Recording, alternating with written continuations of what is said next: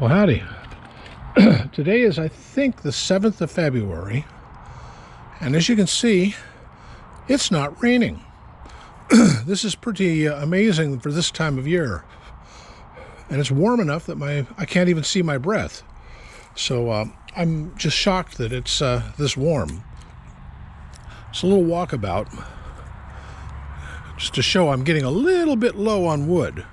My furnace over there died back in November, and I spent all of November, December, and January with the wood stove. And as you can see, my wood supply is about half of what it was, maybe a little less. But I got the furnace fixed, and it's now working again, thank goodness. Anyway, this is, as you can see, I've got a mole problem. I need to put some mole traps out. How come they get more and I get slower as the years go by? Anyway, here's a look at my winter shop. Now, this shop is not heated. It doesn't have a wood stove in it yet. That's on my to-do list plan. But I also have another problem. It leaks. So, walk around the buckets. I got leaks like at least two of them in here, maybe three. That's why all the toolboxes are shut, because I don't want tools getting leaked on.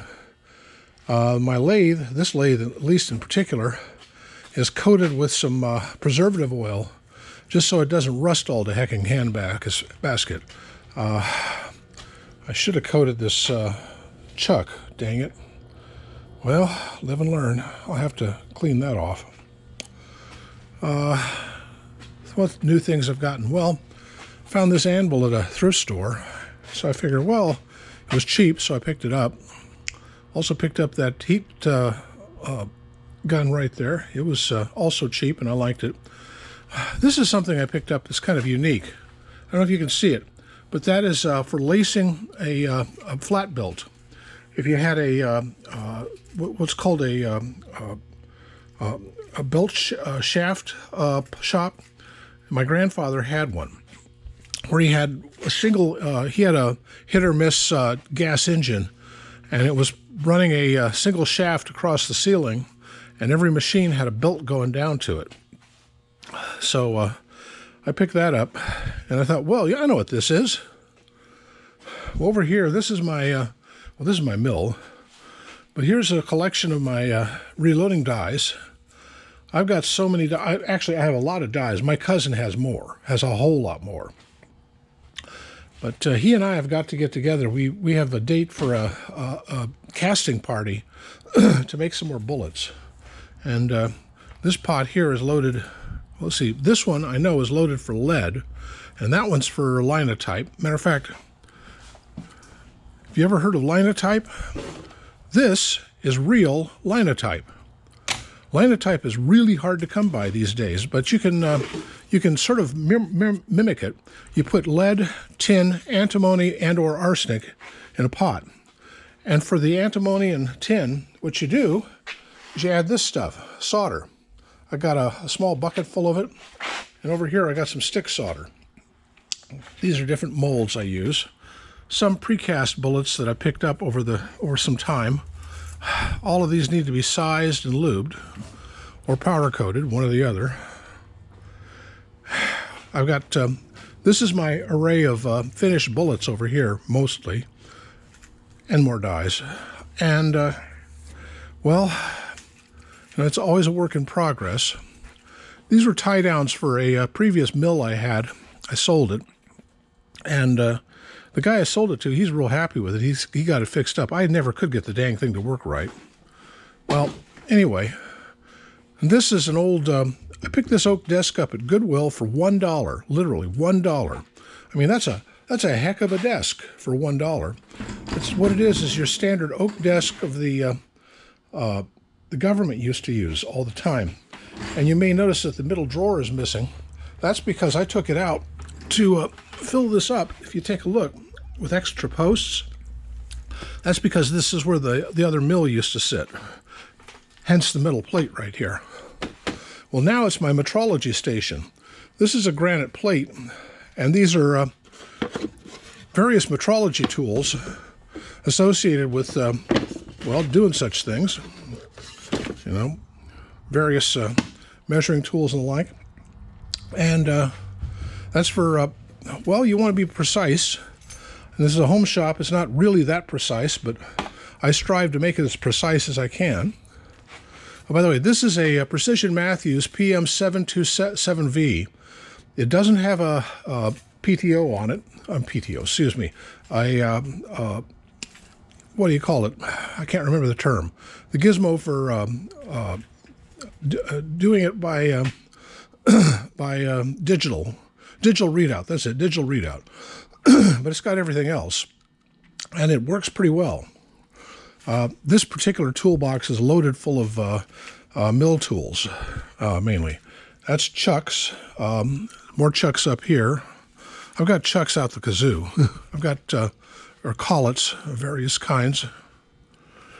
This is my drilling station. I've got a drill press. This is an old horrible freight thing, but dang if it doesn't work. And this is completely full of drill bits. I have more drill bits than I know what to do with. These are Mondo huge ones. And all of these are just, I've got stubbies, I've got long ones, I've got all sorts. And it's fun to have. I mean, you need drill bits? Have I got drill bits? I have got drill bits, and more drill bits. Extra tools in there. These are all mechanical tools. Extra things in that thing, like I got extra gloves, rags, pipe cutters, brushes. You never know. There's like brushes you need. And files. I have got a collection of files. Lots of them. And these drawers here, mostly I picked those up from libraries that were going out of business or going out of the book business. Libraries are really much more digital these days. More is a pity. But anyway, they got rid of their card catalog drawers. And I picked them up because, well, heck, they're perfectly good and they work.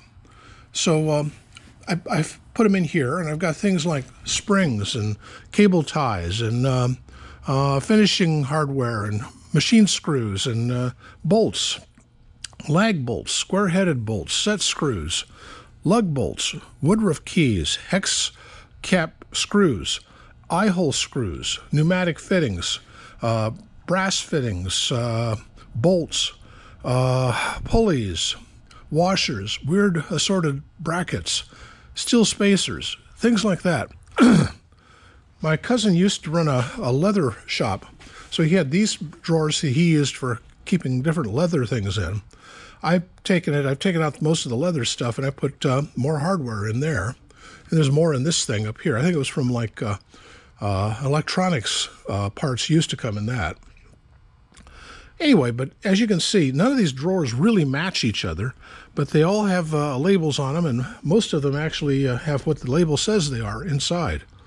And, it's just a wonder to be able to come out here, grab some left-handed widget, and fix something without having to go anywhere or do anything. I can stay home. I can just get it done. And I love being able to do that. Other tools, like that red toolbox is full of stones for sharpening. And junk. Have I got a lifetime or 2 lifetimes worth of junk? Oh, flags on the wall, of course. Kekistan, Trump. Stars and bars, of course. He doffs his hat for that. SPQR, that's Senatus Populus que Romanus, which is the motto of Rome. Incidentally, you'll only find SPQR these days on the manhole covers in the city of Rome. They still bear that logo. What's also interesting is the Water Resources Department in the city of Rome occupies the exact same building they occupied when Rome was the seat of empire. They've never moved.